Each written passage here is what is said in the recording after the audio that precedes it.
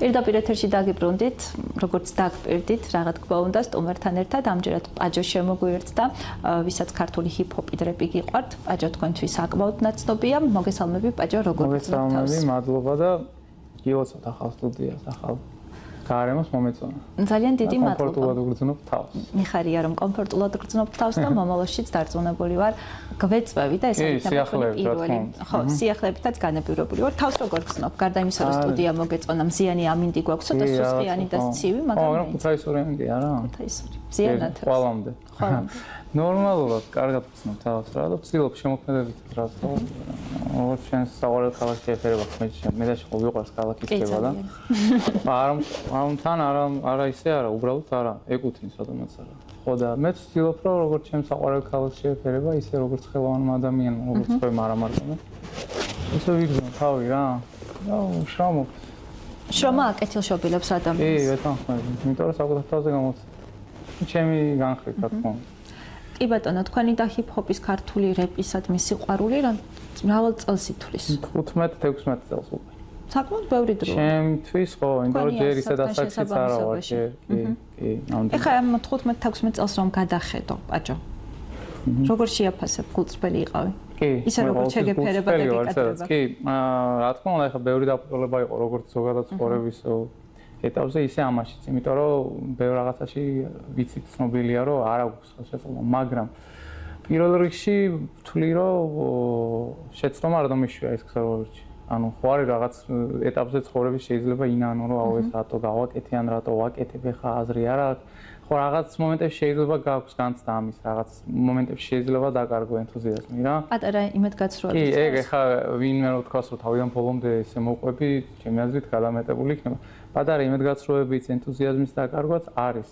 მაგრამ თავარისა საბოლოო ჯამში ეს მეორე დღეს უკვე ისევ აღედგინო და ეს ყველაფერი უკან მოიწონა. მე ესე ვაკეთებ. ცირე იმედგაცრუებას რა გადაფარავს ხოლმე? რის გახსენებას იწყებ, რომ ეს გადაივიწყო? აი ზუსტად იმას ვიწყებ, იმის გახსენებას ვიწყებ, როგორ დავიწყე თავი. და როგორ დაიწყე? როგორ დავიწყე და აი ბავშვი ვიყავი, აქამდეც მომეყოლია, მაგრამ 15 წლის და აი ბავშვებს როგორც გვიყვარს რაღაცის დაწყება, სიახლე რო შემოხო, როგორც ჩემთვისაც იმ დროსაც სიახლე იყო რა. მიუხედავად იმისა, რომ უკვე თაობები იყვნენ ამ ჟანრში და უსმედით, ვიცოდით, ჩემთვის მაინც ახალი გამოწვევა იყო, რაღაც სიახლე იყო, რაშიც უბრალოდ ფეხი შევდგი ვცადე, დავიცანე მე ის ხალხი, ვინც უნდა გამეცნო.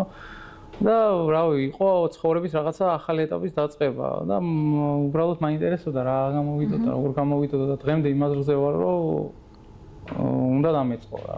და ის ხალხი, ვინც გაიცანი საჭირო დროს, საჭირო ადგილას დარწმუნებული ვარ, ბევრ რჩევას გაძლევდნენ. რამდენად ითვალისწინებდი ხოლმე და იყვნენ თქვენთვის ავტორიტეტები? კი, აი რომ ვითვალისწინებდი, ალბათ მაგიტომაც მოვიდი აქამდე. და ვინ იყვნენ ეს ადამიანები, თუ შეგიძლია რომ გაიხსენებ? კი, რა თქმა უნდა, გავიხსენებ. ჩემი მეგობარი პირველ რიგში აი ვიტყვი ქუჩას ვეძახდით, ადრე ეგეც ჰიპ-ჰოპ არტისტი იყო უბრალოდ ამჟამად რაღაც ცხოვრების ეტაპზე ისე მოხდა რომ აღარ აკეთებს.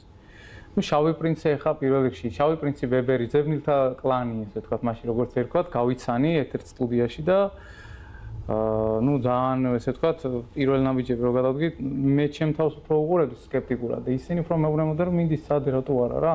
მე რა თქმა უნდა, ჩემი ახლობლის საზალონთაძის სტუდიაში მივედი და იქ დავიწყე ჩემი მოღვაწეობა, ასე ვთქვათ, ბოლო სადღაც 3-4 წელია საკუთარი სტუდია მაქვს, მანამდე ვაკეთებდი მასთან და ნუ სადაც თვითონ პრინც და ძებნილები აკეთებდნენ თავის დროზე ალბომებს და ყველა ცნობილი ჰიტები თითქმის იქ არის გაკეთებული მათი და შესაბამისად ისინი იყვნენ მაინც ჩემთვის ინსპირაცია, როგორც ალბათ ბევრი ჩემი თაობის არტისტისთვის რა.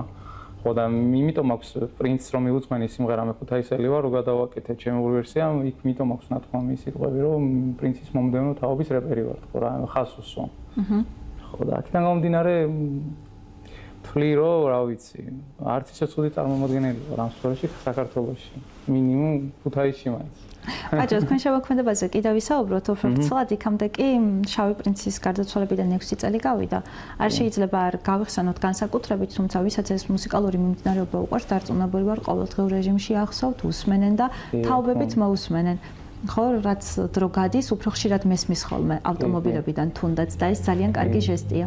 თქვენ რა სიტყვით შავ პრინცზე, როგორც პერსონაჟზე და როგორც ხო, აი ხა ყველაზე მაგარი რა არის, რომ ახალ თაობაშიც რო უსმენ. ეხა კი ჩემი თაობა ბავშვობის გასაგებია რომ უსმენდი, იმიტომ რომ მაშინ ისედაც აქტიურ. ეხლა ახალი თაობა, რომელსაც აბსოლუტურად განსხვავებული გემოვნება აქვს მუსიკაში, ჰიპ-ჰოპში. ვაფშე ხა სხვანაირი ჰიპ-ჰოპი კეთდება საერთოდ. და დღემდე რო უსმენენ და შეიძლება არც უსმენენ ბევრჯერ, მაგრამ აფასებენ ყოველ შემთხვევაში და მე ვიცი ეს და ხედავ და არა მარტო ხედავ, ჩანს ყველგან თუნდაც კომენტარებში რო გადახედო, აი წერან რო ვახსენე, სანამ პრინცე ვიტყვი, მე ქუთაისელი ვარ, რო გავაკეთე არც ერთხნეს უკან ზუსტად იდეამედო მან რო აი თაობებს არ დავიწყეს კიდევ ერთხელ და ჩემი პატივისცემა გამოვხატე მისი როგორც პიროვნების და იმიტომ რომ ვიცნობდი და პიროვნების და როგორც ხელოვანის მიმართ რა. ნუ ეხლა მაგ ადამიანს რამ ხელა წვლილი მიუძღვის ზოგადად კიდ ამ სფეროს განვითარებაში და ამ ქალაქში რა ვიცი ახლა მე მგონი ვერ დავასრულებ ამაზე საუბარს და მოკლედ ვიტყვი რომ ლეგენდაა რა ამ ყველაფერს და ეგ არის და იქ. კარგი. თქვენ შემოქმედებას დაუბრუნდეთ რა კომპოზიციებს ქმნიდი და საკუთარი ხარჯებით, ინიციატივით, ასე რომ ვთქვათ, რესურსით შექმნით სტუდია, რომელიც ალბათ მუსიკოსისთვის არ აქვს მნიშვნელობა რეპერი იქნება როკერი თუ მეტალისტი, ერთგვარი ფუფუნებაა და უმნიშვნელოვანესი რომ საკუთარი ბუდე მოიწყოს და იქ კომფორტულად იმუშაოს. მუზა რა დროსაც ეწევა რა, შევიდეს და უკეთ აქციოს. ფუფუნება და მოტივაცია. ხო. აი ეს რო არ გამეკეთებინა, ალბათ საერთოდ შეიძლება დამეკარგა მოტივაცია საერთოდ მუსიკის კეთების. მიუხედავად იმისა, რომ ყავს მეგობრები, რომლებიც შემიწყობდნენ ხელს. თუმცა მაინც შენ თვითონ რო ცდილობ დააკეთებ სულ სხვა. რაღაცა ყველაფერს კი ხანახან ვიტყვი რომ მარტო ვარ ძალიან ძნელია და მართლა ძნელია ზოგადად მარტო ყველაფერს კეთება, მაგრამ მაინც რაღაცა მუღამი აქვს, ენთუზიაზმი მაქვს და ესე ვთქვათ, ეს სტუდია გახდა ინსპირაცია იმის, რომ კიდე არ გავჩერდე ჯერ მიუხედავად იმისა, რომ ხა არც ისე პატარა ასაკში ვარ უკვე. ასაკი აქვს რეპერს? აქვს ალბათ, ხო ასრულებს კარიერებს, კი, როგორ არა ეხლა რამდენი. თქვენ შემთხვევაში მგონი ძალიან ადრეა მაგაზე. კი, ჯერ ადრეა, უბრალოდ გულისხმობ, რომ ასე თუ ისე რაღაც პატარა სტაჟი მაქვს. სტაჟი და დამსახურება იქვე. სტაჟი მაინც უფრო დამსახურებას ალბათ ხალხი გადაწყვეტს. მე ჩემ თავზე ვერ ვიტყვი, მაგრამ ყოველ შემთხვევაში აი ეგ არის რა, იმიტომ რომ ეხაც რომ მოდიოდი აქ გუში მაგალითად მეც ვიტყვით რომ მე ახალ სიმღერაზე კლიპი გადავიღე. ვცდილობ რა თქმა უნდა ჩემი ჯიბიდან, ჩემი ხარჯებით უმეტესად ეხა. ნუ რა თქმა უნდა არის შემთხვევები მეგობრების ახლობლად წრეს მეხმარებიან, ეგ ახლა ჩაოლევრი მოვლენა. მომითონდეს ქუთაისში. ხასულს. მაგრამ საერთო ჯამში მაინც ასე თუ ისე საკუთარი ხარჯებით, ინიციატივით და ასე შემდეგ. რა დროს ატარებ ხოლმე სტუდიაში? შეიძლება ვთქვათ, რომ ცხოვრობ იქ თუ? ცხოვრობ. კი. ფაქტობრივად ცხოვრობ. თან პირდაპირ გაგებით ან ზინდორ ჩემსავეუბანში მაგ და იგენა იქ ცხოვრობ. და რამდენი ერთი წელი თუ ცოტა მეტი შეიძლება ვთქვათ სტუდია? არა, 3 წელი. აი პანდემია რო დაიწყო, მალევე გავაკეთე. ცოტა მაგან კიდე მე შემივისარ შეუშალა ხელი. შემიშალა, მაგრამ მაგ დროიდან რა, ნელ-ნელა ვცდილობ აპარატურას ვიძენ, როცა მაგ საშუალება უკეთეს რაღაც სიახლეები და ესე რა. 3 წლის მანძილზე ახლა საკუთარ ბუდეში ბევრ კომპოზიციას შექმნიდი. რამდენი დაგიგროვდა ახლა? მაგ დროის განმავლობაში არ ვიცი 20-მდე რა ვიცი. მე იმიტომ რომ ეგ განსხვავება ის არის რომ არა მარტო ჩემ თავზე მუშაობ, თან მუშაობს ყველგან, როცა მოდიან აკეთებინებ მუსიკას, ახალგაზრდებს, აქედან გამომდინარე საკუთარ თავზე კიდე იმდენი დრო არ რჩება, თორე უფრო მეცად შევძლებ. ეხლა ოცნება მაქვს უკვე რომ საკუთარ სტუდიაში ალბომიც გავაკეთო, იმენა ასე ვთქვათ, mixtape რა. ხო და მაგასაც ავისრულებ მე უნდა. მომწამატებადია უბრალოდ. კლიპზე მიამბე. კი, კლიპზე ვერ მოვასწარი ეხლა დღეს მოტანა, იმიტომ რომ გუშინ დავასრულეთ გადაღება და მონტაჟზე წავა ეხლა ამდენიმე დღე ჭირდება, მაგრამ მე მოვიტან რა პრობლემა. რა თემატიკა აქვს? ნუ რომანტიკული სტილის ტრეკია, რაც ჩემგან არ არის მოულოდნელი არავისთვის, ხშირად ვაკეთებ. თუმცა კლიპი იქნება ოდნავ განსხვავებული იმ კუთხით, რომ ჰიპ-ჰოპ მოცეკვავები ყავს ბავშვები გამოყენებული ამდენიმე და ცოტას გამიფორმებენ მაგ კუთხით. აი როგორ გითხრა, რომანტიკული ჰიპ-ჰოპია, შეიძლება ასე დავარქვათ. და ვისაც ნობს სტანდარტული წვილი, ან სტანდარტული კლიპიც არ არის წვილი, მაგრამ ვიცი რაღაც ეს ადრენეც გადამიღები. ხო და აქედან გამომდინარე, ნახოთ რა გამოვა. მაგას რომ მოგიტან შედეგს, მაგაზე მე რო ვილაპარაკ. სად იყო გადაღებები, რამდენი ხნის მანძილზე გრძელდებოდა? სტუდიაში გადავიღეთ, თვითონ ჰიპ-ჰოპ სტუდიაში გადავიღეთ. ლოკაცია იყო. თუმცა მრავალფეროვანი კადრები იქნება და გადაღებას რამოდენიმე დღე დაჭირდა, არაფერი არა. იმიტომ რომ დაგეგმილი ქონდა წინასწარ რაღაცები გათვლილი და და ეს სამონტაჟო პერიოდი რა დროს მოიცავს? ერთი კვირა ალბათ. გასაგებია. ხო, არ ვიჩქარებთ ეხლა. კარგი ნორმალური მინდა რომ გამოვიყვან. მიუხედავად იმისა, რომ ფაქტობრივად ჩათვალე ბიუჯეტურია. ბიუჯეტურიც არ ქვია რა, ფაქტობრივად ფინანსები არაფერი არ ქონია რა. ისე გავაკეთეთ. და როგორ ფიქრობ, ერთგულს მენელებში, რომელიც დაგიგროვდა ამ 15 წლის მანძილზე, რა შეფასებები ექნება? რა ვიცი, მგონი დადებით, იმიტომ რომ მსგავსი სტილის მუსიკას მიჩვეულია ჩემს ხანს. მე ძირითადად არ ვაკეთებ ხოლმე, აი რომ ჰიპ-ჰოპში ხომოსულია, რომ ნებისმიერ საკითხს ეხები, აგრესიულადაც შეიძლება გამოხატო, მე ხშირად აგრესიას არ მიმართავ. უმეტესად შეიძლება რაღაც პრობლემატურ თემატიკაზეც დავწერო, ოღონდ გადმოვცემ ჩემებურად ცოტა უფრო კულტურულად, სტრუქტურულად და დაახლოებით ჩემი აზრით ის არის თქვენს ადამიანობას გამოხატავს ეს მიმართულება, ხო? გადმოყვა რაღაცა აგრესიას რომ მიმართო მგონია რომ საყვარელი აგრესია გამოვიდა. საყვარელი აგრესია ცოტა როგორია საყვარელი აგრესია? ერთმანეთთან არ არის ხვედრაში ხოლმე მაგითო. ეს სადი არ გაინტერესებს საყვარელი ჟანრში გადაწყვეტილი აგრესია როგორია? საყვარელი აგრესია, საყვარელად აგრესიული ხარ რომ მითხრას მე. ხო, შეფასებებში იყოს ეს ყველაფერი. ვიცი. იმედია აგრესია არ მომიწევს, თუ მომიწევს მე ალბათ გადმოვცემ რა. ხო, ქართულ ჰიპ-ჰოპში სხვათა შორის სპორტისადმი სიყვარულით შემოვიდა და განსაკუთრებით კალათბურთისადმი. დადიხარ თამაშებზე? კი, როგორ არა, ხო გნახე კიდე წელი. არა, ეგ ხო გავიგე, გასულ წელს ვიძახი აი. კი, ეხა ბოლოს ვიყავი ერთ თამაშზე ვიყავ. აქეთ როცა იყო, ახ სხვაგან როცა აქვთ ხოლმე ვერ ვახერხებ ჩვენ ქალაქის კონტროლის მოდა. ასევე მათთან ერთად მუსიკალური ვიდეოკლიპიც გავაკეთეთ. კიდე ხო არ გეგმამულში რაღაც გადაახალისო, გადმოახალისო ან ახალი მიუძღვნა. თუ როგორც ითამაშებენ და დაიმსახურებენ ყველაფერი ისე იქნება. აი ისე მოხდა მაშინ რომ ჯერ არც კი იყვნენ ჩემპიონები, უკვე რო ვაკეთებდით მაგას. მაშინ უნდა შეუდგე. ხო, უნდა შეუდგე წელსაც რომ ჩემპიონი. რატო არა, ბიჭებთანაც თელ გუნდთან მეგობრობ, კარგი ურთიერთობა მაქვს და ასევე მანამდე გაკეთებული მაქვს სპორტს რახან შევეხეთ კარატეზე. იმიტომ რომ ქუთაისში არის ეგეთი კლუბი და ერთ-ერთ საუკეთესოდ მაგარ თავს ხდიან ძალიან ბავშვების და მე მივესალმებ ეს თამაშს. ყოფილი კარატისტი ვარ. სპორტი და ჰიპ-ჰოპი. კი, რატომაც არა. ძალიან კარგია, პირიქით, საინტერესოა. ხო, მithumetes ჰიპ-ჰოპი ისეთი ჟანრია, არაფერში არ გზღუდავს. ეხლა პოპ მუსიკაში და შეიძლება სხვა ჟანრში შეიზღუდო და სპორტზე ვერ დაწერო, მიხდი და აქ გაქვს ამისგან საშუალება, საზღვრები არ აქვს, რატო უნდა შეიზღუდო, რა თქმა უნდა. ოღონდ ეს ყველაფერი ჩემთან ახლოსაა და იმიტომ ვაკეთებ. შორს რო იყოს ფეხბურთსაც მაქვს, ტორპედოზეს დავწერები, მოხნის უკან. ეხლა არა. ასე შემდეგ რა. შემდეგი რომელი სპორტის სახეობა იქნება? რომელიც თავს წარმოაჩენს ქალაქში. მოკეთ. ჯერ არ ვიცი. ნახოთ როგორ განვითარდება მოვლენა. ჰიპ-ჰოპი რამდენად პოპულარულია ქუთაისში, როგორ ფიქრობ? როგორ არის კი. ადრე ხო იყო ძველ თაობაშიც, მე რაღაც დროის მე ჩააკვდა ვიტყვით, იმიტომ რომ უფრო დედაქალაქისკენ გადაიწია თვითონ აქაურმა არტისტებმა. მაგრამ ეხლა წამოვიდა, ეხლა ადრეც ვახსენე და ეხლაც ვიტყვი, ეხლა ჯგუფი მეოთხე დაცი, ჩემი მეგობრები, საერთო ნამუშევრებიც გაქვს ხოლმე და მომავალშიც ვაკეთებ. ძალიან წინ წამოწია სამთაობაში მსმენელებისგან და უშუალოდ მსმენელებზე ვიტყვი, მათზე აღარ ვიტყვი, მსმენელი ძალიან ბევრი გაჩნდა ჩემს თაობაში, ეხლა ჩემს პერიოდში უფრო უჭირდა რა. ეხა უფრო კი. და მიხარია ძალიან მაგარია და არა მარტო ქუთაისში, ვიტყვი დასავლეთ სხვა რეგიონებშიც, ბათუმიდან დაწყებული, აქ სამეგრელოს მხარეც და თბილისში ეხა დიდი ხანი არის და იყო და განვითარდება რა თქმა უნდა, მაგრამ ქუთაისიდან საკმაოდ ხმაურიანად შემოვიდნენ ბიჭები და ხო, და მივესალმები და მეგობრობ და ვაკეთებ საერთოდ. 90-იანი წლების ალტერნატიულ underground ქუთაისზე იმდენი რამე თქმულა და დაწერილა ლეგენდები საქართველოს სხვადასხვა ქალაქში და რეგიონში გადის, მაგრამ დღეს რა ხდება ხა, როგორ შეაფასებ ქალაქის კულტურულ ცხოვრებას? რამდენად განებივრებული ხარ, დიდ ლაივებზე გეპატიჟებიან? ნაკლებად. სხვათა შორის ლაივი მაქვს ეხლა ამ თემში, უბრალოდ დიდის რა გითხრა, მაგრამ ნორმალური. პატარა ივენთებს არ გულისხმობ ალბათ. არა, სამწუხაროდ ზოგადად ქუთაისშიც არ კეთდება. ზოგადად არ კეთდება, ვისთვის კეთდება, რომ მე მომიწვიონ, ანუ ზოგადადაც არ არის, ხო? ეხლა აი მაგალითად რამოდენიმეჯერ ხო ჩატარდა მახსოვს როკ ფესტივალი. ხო. ჰიპ-ჰოპ ფესტივალს არავინ არ აკეთებს.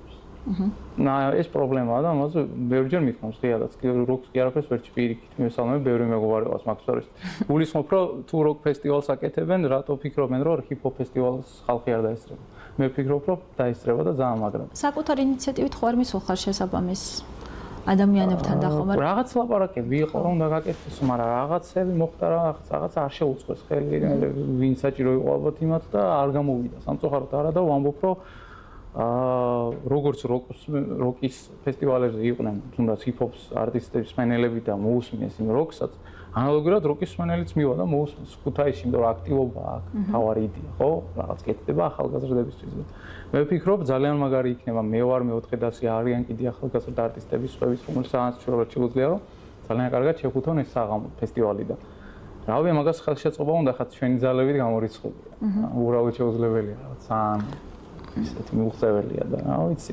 აქედანაც მიმართა, ვისაც ხელი წიფება, რომ ამ ყველაფერში დაგვეხმაროს, შეუძლია დაგვეხმაროს რა და ჩვენც იმედებს არ გაუცხრობთ ქალაქს და მსმენელს. ბაჯო არტისტისთვის ახლა სცენა და პუბლიკა რომ მნიშვნელოვანესი, ამაზე ვთანხმდებით, მაგრამ თუ კი გადმოვინაცვლებთ სცენიდან, გამოვავალთ თქვენი სტუდიიდან, ადამიანი ბრძანდები პირველ რიგში და გართობა გჭირდება, უწყნარი გართობა. ქალაქში რას პოულობ ხოლმე, როგორ ატარებთ თავს? ძირითადად მეგობრების წრეში.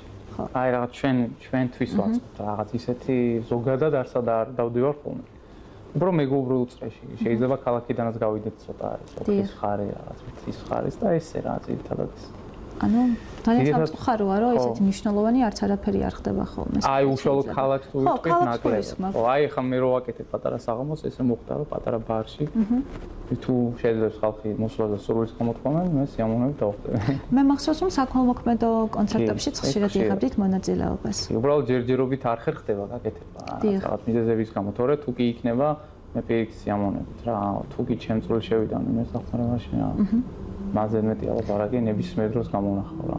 მოკეთ მშვიდად ვაპროტესტებო რაღაცეებსო ჰიპ-ჰოპის მეშვეობით თუ თავი ხო კულტურულად რომ რაღაც ეს არის საყვარელი აგრესია არ იყოსო თუ როგორ თქვით ეს საყვარელი აგრესია აგრესიული საყვარელი აი ჰიპ-ჰოპის თავი გზავნილი რა არის და ანუ ღირსება ხო ახლა ზოგადად ადრე იყო აპროტესტები საერთოდ როგორ დაიწყო ჰიპ-ჰოპი თუნდაც ამერიკიდან ხო დაიწყო იქ დაიწყო იმის გამო რომ ნუ რაღაც რასიზმის გამო ჩაგრავდნენ ფერადკანიანებს ასე ვთქვათ და მაგ ყველაფერმა მოიტანა ის ძირითადად აქედან დაიწყო მაინც უпроსტად აფროამერიკელებს და რაღაცა მაგრამ მე უკვე გადაინაცვლა ბევრ სფეროში პროტესტმა რაც არ მოგწონდა ვამბობდით ნაკლებ პროტესტანტი ტიპი არც მე ვიყავი უფრო დაბალ ასაკში ცოტა აგრესიული ვიყავი ეხლა დავღვინდი არ ვიცი შეიძლება დავღვინდი ესე წყარებში მაგრამ ჩემი აზრი ყოველთვის გამაჩნია რა თქმა უნდა და მაგას ვამბობ შეიძლება სულ მუსიკით არ ვთქვა შეიძლება ისე ვთქვა სადმე მაგრამ ძირითადად მაინც მუსიკით მე ვფიქრობ რომ ხელოვანი ადამიანი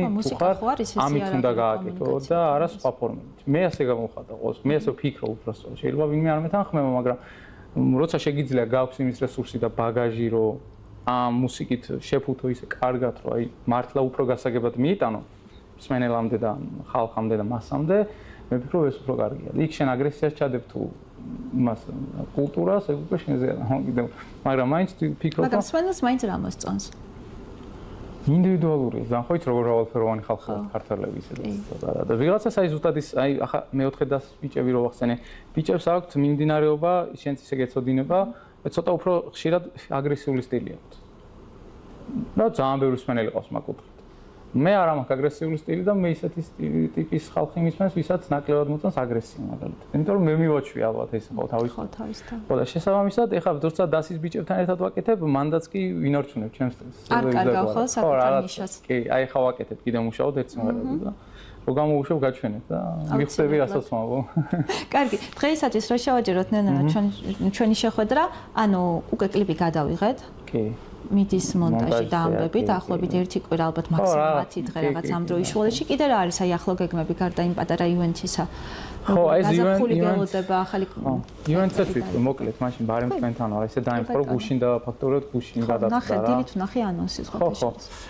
პატარა ბარია რა, ახალი გახსნილები არიან მე ესე მითხრეს. ბარი რომანტიკა ესე დაიხო. თან რაღაცა ჩემ სტილში წავიდა. რომანტიკა, აქეთ რომანტიული ჰიპ-ჰოპი. აი, ხო, აი რაღაცა მარცხეში მიწევს ტრიალი. ხო, ახლა ზვერდავით ჩემ რომანტიული ტიპი ვარ, მაგრამ ესე გამოვიდა. ხო და. ხო, კი ბატონო, ხო, ბარი რომანტიკა, აქვე არის რუსთაველის კონცერტი პირველ სკოლასთან არის ევერსის ოდინება, ალბათ მაინც ის ადგილი რა.